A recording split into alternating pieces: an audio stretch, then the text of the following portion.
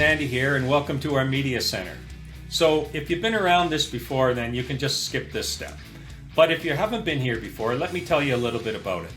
On the one side of the page here, we have short videos and video content that you can watch on installations, how certain things are used, instructional videos, and overall general knowledge. On the other side, we have written documents, and that's stuff that we've collected over the years or we've written ourselves to help you and us understand motor shaft grounding modules more.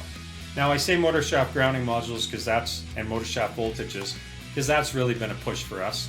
But we also have a lot of information on there on bonding spools and grounding systems also. So check it out. Let me know what you think. Also, if you see something on there that you would like to add to, or if you want to add more information, or you would like to tell us about something else we should include, or if you have a question, please feel free to send us an email down below. Our team will look at it right away, and we'll either do a video up on it or we'll get back to you with some kind of an answer. So thanks very much and enjoy the show.